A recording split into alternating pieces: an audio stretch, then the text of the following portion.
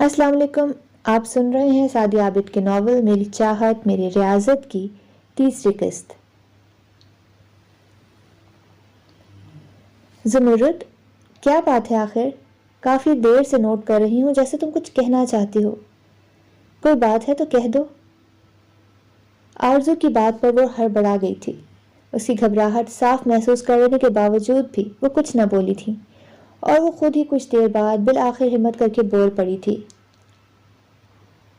آجی پھپھو، میں آپ سے مان کے بارے میں بات کرنا چاہتی ہوں. انہوں نے کچھ کہنے کے بجائے ایک سرد نظر اس پر ڈالی تھی. پھپھو، مان میرے ساتھ فلرٹ نہیں کر رہا. وہ اپنے فادر کو پروپوزل لے کر بھیجنا چاہتا ہے. وہ ان کے غصے کو محسوس کرنے کے باوجود بولی تھی. فضول بکواس نہ کرو. تمہاری امر سے منگنی ہو گئی ہے. بہت جلد شادی بھی ہو جائے گی. نہایت ناگواری سے جتایا گیا تھا. مجھے احمد سے شادی نہیں کرنی ہے. میں مان سے محبت کرتی ہوں. بابا صاحب کو پتہ لگا تو وہ تمہیں جان سے مار دیں گے. وہ بھتیجی کا سرخ چہرہ دیکھ کر قدرے بے بسی سے بولی تھی. اچھا ہے دادا صاحب خود ہی مجھے مار دیں کہ مان کے بغیر تو میں ویسے بھی مر جاؤں گی. زمرد کی آنکھوں میں برسات اتر آئی تھی. کوئی کسی کے لیے نہیں مرتا. جیتے جی خود کو مردہ تصور کرنے سے انسان مر نہیں جاتا کہ جب تک سانسوں کے تار جڑے رہتے ہیں انسان کو زندہ رہنا ہی پڑتا ہے. وہ آزردگی سے بولی تھی. ٹھیک کہا آپ نے. اور میں آپ کی طرح باحوصلہ نہیں ہوں کہ تل تل کر کے کسی کی یادوں میں تڑپتے ہوئے زندگی گزار دوں. اگر مان میری زندگی کا حصہ نہ بن سکے گا تو میں خود سے زندہ رہنے کا حق ہی چھین لوں گی. وہ بے لچک انداز میں کہتی انہیں مضطرب کر گئی تھی. زمرد، یہاں تم میری ذمہ داری پر آئی ہو. کسی بھی قسم کی اونچ نیچ ہوگی تو جواب طلبی مجھ سے کی جائے گی. اس لیے تم آج ہی کراچی واپس چلی جاؤ.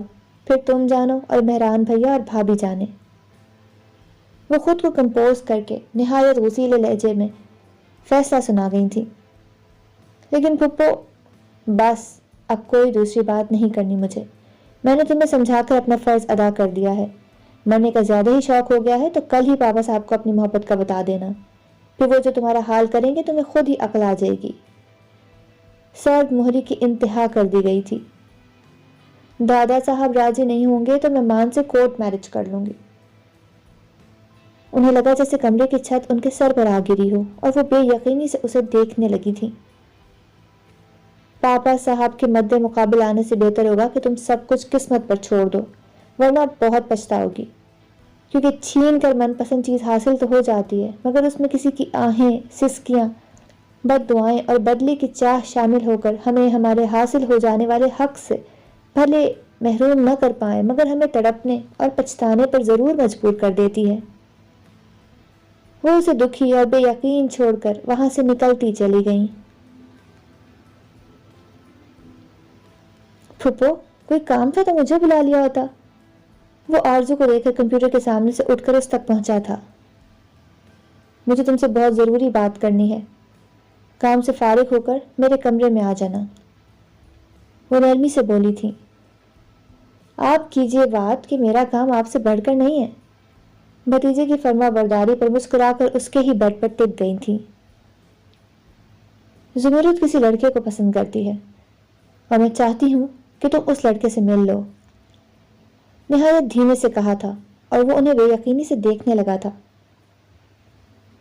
زمرد کی اس لڑکے سے فیس بک پر دوستی ہوئی تھی اس لیے میں اس کو پرکھنا چاہتی ہوں.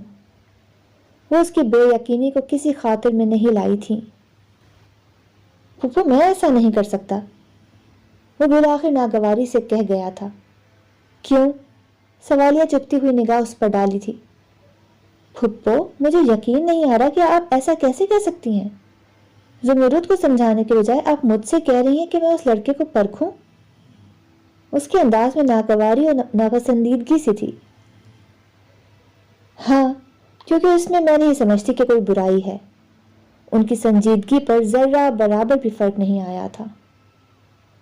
آپ کو برائی نظر نہیں آ رہی لیکن سوچا ہے کہ بابا جانی اور دادا صاحب کو جب یہ پتہ چلے گا تو قیامت آ جائے گی. اس نے انہیں ڈرانا چاہا تھا. قیامت نہ آئے اس لیے میں نے یہ فیصلہ کیا ہے. جبکہ جانتی ہوں کہ یہاں زمرد میری ذمہ داری پر آئی ہے۔ کچھ بھی الٹا سیدھا ہوا تو کٹہرے میں مجھے کھڑا ہونا پڑے گا۔ اس کے باوجود کہ میں نہیں جانتی تھی کہ زمرد لاہور اس لیے آ رہی ہے کیونکہ اس کا نیٹ فرینڈ اسی شہر میں رہتا ہے۔ اس کی بے یقینی ہی نہیں، غصہ بھی بڑھا تھا، مگر وہ غصہ کنٹرول کرنے پر مجبور تھا کیونکہ سامنے اس کی پھپھو تھیں اور انہوں نے زمرد سے ہوئی تمام گفتگو اسے بتائی تھی۔ کسی کو پسند کرنا گناہ نہیں ہے، اور زمرد کچھ الٹا سیدھا کر بیٹھے اس سے پہلے ہی ہمیں کوئی مثبت قدم اٹھانا پڑے گا۔ تفصیل بتا کر نرمی سے بولی تھی، آپ اس سلسلے میں مجھ سے کیا چاہتی ہیں؟ وہ خود کو کمپوزڈ کر کے بولا تھا، میں مہران بھیا کو جانتی ہوں، اگر انہیں زمرد کی پسند کا پتہ چلے گا تو وہ اس کی پسند کا احترام کریں گے، لیکن پاپا صاحب اسے انا کا مسئلہ بنا لیں گے، اور میں نہیں چاہتی کہ میری طرح زمرد کی بھی زندگی برباد ہو۔ اس لیے تم اس لڑکے سے کسی طرح ملو، اسے پرکھو، اگر وہ مناسب ہوگا زمرد کے لیے تب میں مہران بھیا سے بات کروں گی، اور اگر مناسب نہ ہوا تو بھی مہران بھیا سے بات کروں گی۔ پھر ہم مل کر زمرد کو سمجھائیں گے، اور مجھے زمرد پر بھروسہ ہے کہ وہ کبھی بھی الٹا کام نہیں کرے گی اگر ہم اس کا ساتھ دیں گے۔ اگر نہیں دیں گے تو معاملات خراب ہو سکتے ہیں، اس لیے تم سب اس کو انا و غیرت کا مسئلہ بنائے بغیر حل کرنے کی کوشش کرو، یہ سوچ کر کہ جیسے تم اپنی لائف اپنی مرضی سے گزارنے کا حق رکھتے ہو، ایسا ہی حق زمرد بھی رکھتی ہے، جس سے ہم اسے محروم نہیں رکھ سکتے۔ ان کا انداز بہت نرم تھا۔ میں جہاں تک ممکن ہو سکا زمرد کا ساتھ دوں گا، وہ نرمی سے بولا تھا، اور وہ مسکرا دی تھی۔ مجھے یقین تھا، اسی لیے میں نے تم سے بات کی، کیونکہ تم مہران بھیا کے بیٹے ہو۔ انہوں نے اپنی بہن کا اس وقت ساتھ دیا تھا جب اپنوں کے ساتھ کی ضرورت تھی۔ انہوں نے مجھے دکھوں سے بچا کر اپنوں کے قریب کرنے کی کوشش کی، مگر میرے ہی نصیب میں بکھرنا لکھا تھا، اسی لیے میرا وجود، میرا آشیانہ تنکا تنکا کر کے بکھر گیا۔ وہ بھتیجے کو دیکھتے ہوئے نم پلکوں سے سوچ رہی تھیں۔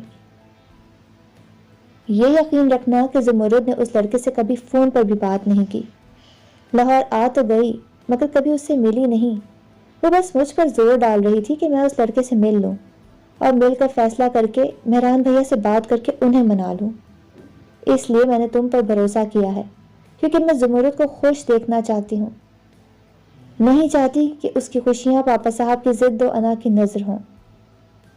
وہ اس کی پکارنے اور پھر کاندھا ہلانے پر چونکی تھی، اور پھر سنبھل کر بولی تھی، یقین رکھیں پھپھو، میں بھی زمرد کو خوش ہی دیکھنا چاہتا ہوں، اس لیے آپ کا ساتھ ضرور دوں گا۔ وہ اس کے یقین دلانے پر اسے دعائیں دیتی اٹھ گئی تھیں۔ Please have a seat mister Arman. اجازت ملتے ہی اس نے سیٹ سنبھالی تھی، اور اس کے بیٹھتے ہی انٹرویو کے لیے مخصوص چند فارمل سے کوشچنز ہوئے تھے جن کا اس نے خود اعتمادی سے جواب دیا تھا۔ تب ہی انٹرویو لیتے زمر انصاری کا سیل گنگنانے لگا تھا، اور اس نے نئے سوال کو لیے منتظر ارمان سے ایکسکیوز کر کے کال ریسیو کر لی تھی۔ السلام علیکم پھپھو۔ سوری زمر، میں نے تمہیں سب ڈسٹرب کیا۔ اٹس اوکے پھپھو، کوئی خاص بات ہی ہوگی یقیناً، اسی لیے کہیں میں سن رہا ہوں۔ اس نے بات کرتے ہوئے سامنے بیٹھے شخص کے ڈاکیومنٹس پر نظر ڈالی تھی۔ تعلیمی ریکارڈ تو شاندار تھا۔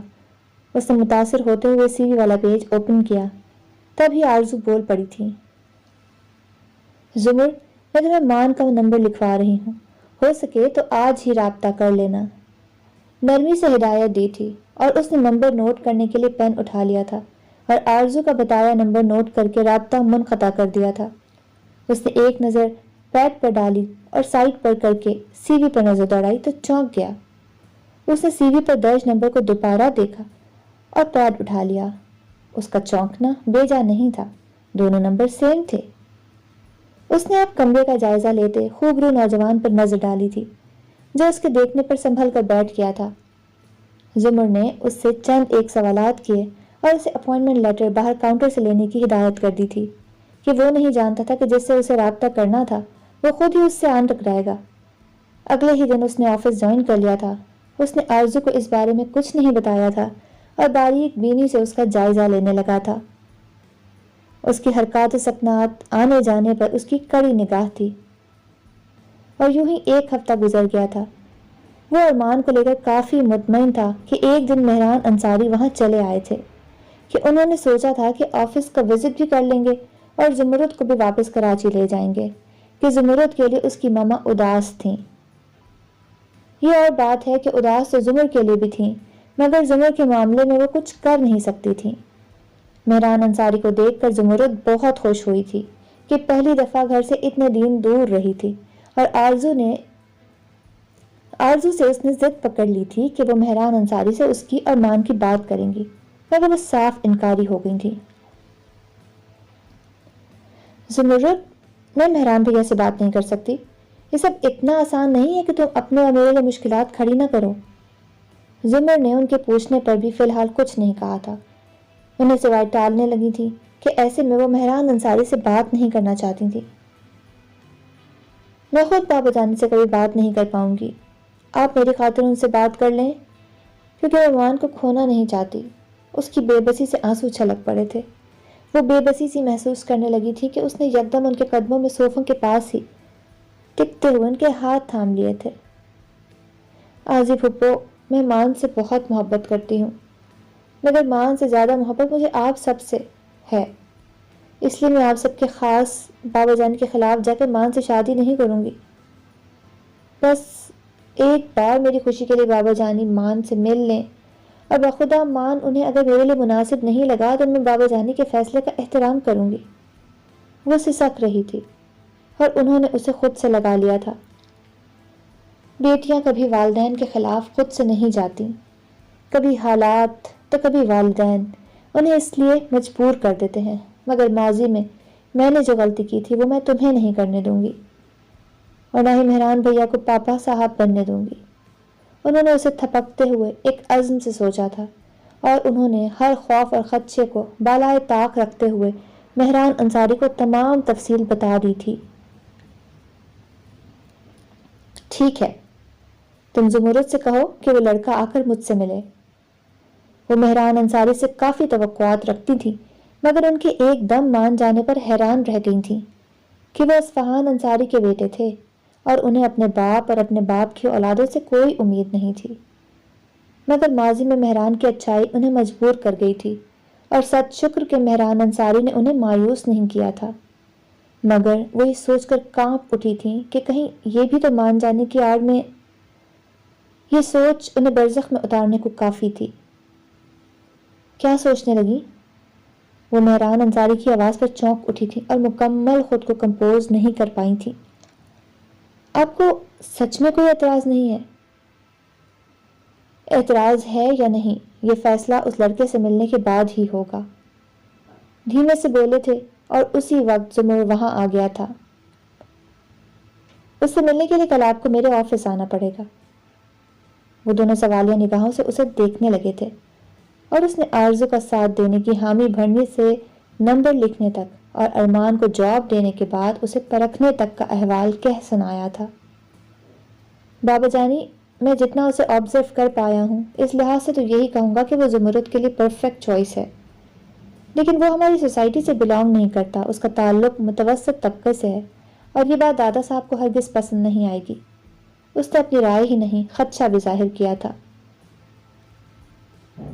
تو مجھے کل اس سے ملواؤ، پھر سوچتے ہیں کہ کیا کرنا ہے، کہ یہ تو طے ہے کہ میں نے اب تک پاپا صاحب کا ہر جائز و ناجائز فیصلہ اور حکم مانا ہے، مگر اپنی اولاد کے ساتھ انہیں کسی قسم کی ناانصافی کرنے کی ہرگز اجازت نہیں دوں گا۔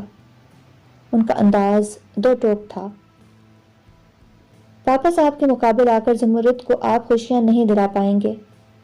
اگر زمرد کو خوشیاں دینا چاہتے ہیں تو پاپا صاحب کو پہلے اپنے طور پر راضی کر دیجیے گا، کہ آپ ضد میں آئے تو پاپا صاحب کی ضد و انا کا کوئی انت ہی نہیں ہوگا۔ وہ بھیگی آنکھوں اور سرخ پڑتے چہرے کے ساتھ بولتی وہاں ٹھہری نہ تھی۔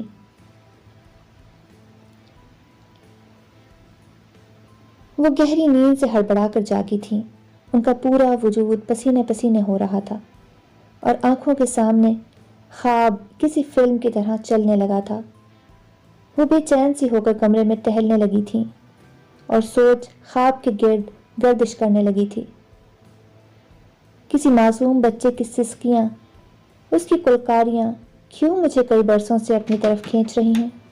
کون ہے یہ بچہ جس نے مجھے طویل سالوں سے بے چین کر رکھا ہے؟ میری مامتا کیوں اس کی جانب ہمکتی ہے اور وہ کیوں مجھے اپنی طرف متوجہ کر کے مجھ سے انجان بن کر فاصلے پر چلا جاتا ہے؟ یہ میری کیسی آزمائش ہے؟ یہ کیسا خواب ہے جو برسوں سے میرے ساتھ چلا ہے؟ ان کی آنکھوں میں آنسو ہی نہیں، کئی سوال بھی تھے جن کا جواب وہ گزرے سالوں میں بھی تلاش نہیں کر پائی تھیں، اور آج بھی سوال سوال ہی رہے تھے۔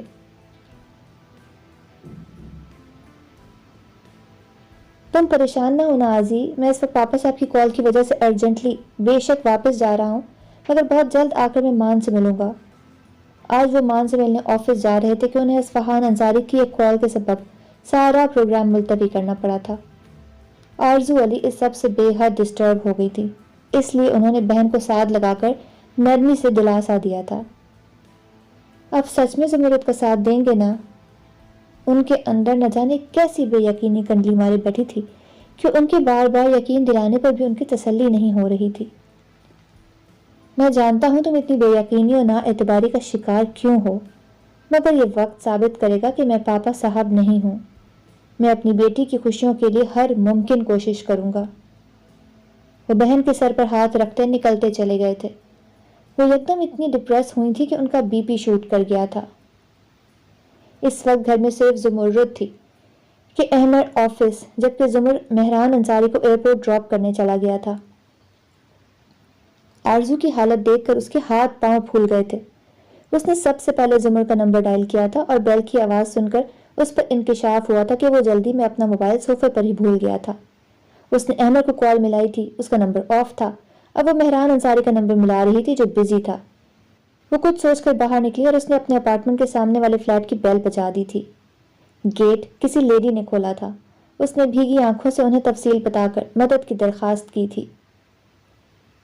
"یو ڈونٹ وری، میں دیکھ لیتی ہوں"۔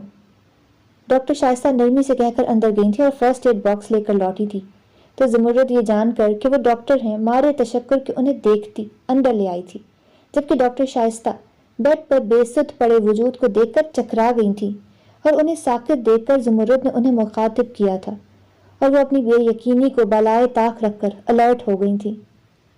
جیسے ہی نبض تھامی تھی ایک صدا بلند ہوئی تھی، "حسنی"۔ ان کا ہاتھ لرز اٹھا تھا۔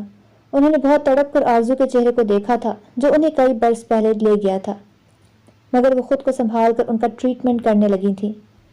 کچھ دیر میں انہوں نے آنکھیں کھولی تھیں، مگر ان کی آنکھوں میں رتی برابر بھی شناسائی کی رمق تک نہ تھی، اور وہ زمرد کی چائے کی آفر پھر کبھی پر ٹالتیں، بوجھل دل اور ذہن کے لیے اپنے اپارٹمنٹ واپس آ گئی تھیں۔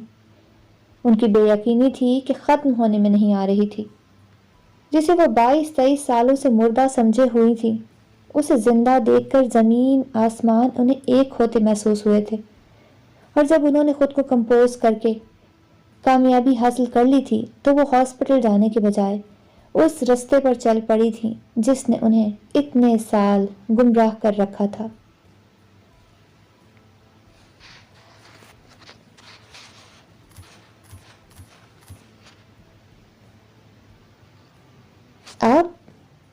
آپ کو اتنے برس بعد وہ کیسے یاد آ گئی؟ وہ بہن کو دیکھ کر بے یقینی سے لڑکھڑاتے لہجے میں بولے تھے۔ "مجھے کیسے کیوں یاد آ گئی اسے تم رہنے دو، مجھے صرف اتنا بتاؤ کہ اس کی موت کیسے ہوئی تھی"۔ وہ بھائی کی گھبراہٹ محسوس کرتے ہوئے سختی سے بولی تھی۔ "آپ کو بتایا تو تھا کہ دوران ڈیلیوری پیچیدگیوں کے باعث"۔ وہ خود کو سنبھال نہیں پائے تھے، مگر ان کی سوالیہ نگاہیں محسوس کرتے ہوئے رٹے رٹائے جملے بولنا شروع کر دیے تھے کہ وہ چیخ پڑی تھیں۔ "حسنین، آج میں جھوٹ نہیں سنوں گی، کیونکہ میں آج اس سے مل کر آ رہی ہوں جسے تم نے برسوں پہلے مار دیا تھا"۔ ان کا انکشاف سن کر انہیں سکتہ ہو گیا تھا، جبکہ اس کے قدم ٹھٹک کر رک گئے تھے اور جسم کا ہر عضو کان بن گیا تھا۔ "مجھے ایسے مت دیکھو حسنین، تم نے کیوں جھوٹ بولا؟ کیوں جیتے جی آرزو کو مار ڈالا؟ جواب دو۔ وہ زندہ تھی تو کیوں کہا کہ وہ مر گئی؟" وہ بھائی کے چہرے پر دکھ و اذیت کی لہر دوڑتی دیکھ کر کچھ دھیمی ضرور پڑی تھی، لیکن سوالوں کی بوچھار کرتی تھی۔ "آپ نہ جانے کیا بول رہی ہیں، میں نہیں سمجھ پا رہا کچھ"۔ आरजू मर गई थी और मुर्दे जिंदा नहीं हुआ करते। उन्होंने हतुल मकतूल कोशिश की थी खुद को मजबूत जाहिर करने की, मगर बुरी तरह नाकाम हुए थे। अच्छा, नहीं यकीन मेरी बात पर, तो चलो ठीक है, चलो मेरे साथ, मैं तुम्हें आज एक मुर्दा वजूद से मिलवा लाती हूँ कि जिंदा लोगों को जिंदा दरगोर कर देने से सांसें नहीं रुकती। चाहे तुमने उसे अपने और अपने बेटे के लिए मार दिया, उसे मुर्दा तस्वर कर लिया, मगर वो जिंदा है और इस हकीकत को तुम अब झुटला नहीं सकते कि मैं तुम्हारे झूठ से मिलकर आई हूँ। हुभाई की हालत नजरअंदाज किए निहायत गुस्से से बोलती चली गई थी, मगर इस वक्त गुस्से में दुख और अजियत के जो रंग थे वो हसनैन को ही नहीं, चौखट पर खड़े अरमान को भी रंग देने पर तुले थे। तुमने आज अगर मुझे हकीकत नहीं बताई तो मैं अब आरजू से मिलकर ही असल मामला पूछूंगी। वो तो पहले ही अजियत में थे, एकदम दोहरी अजियत में मुब्तला हो गए थे। आप उससे नहीं मिलेंगी, कुछ नहीं पूछेंगी उससे। अजियत से बोले क्या थे, अपने झूठ का एतराफ कर गए थे। क्यों नहीं पूछूंगी, आखिर पता तो चले ना, ऐसा क्या हुआ तुम दोनों के दरमियान कि तुमने उसे जीते जी मार दिया। उनकी हालत देखकर अब डॉक्टर शाइस्ता की आंखों में आंसू गिरने लगे थे।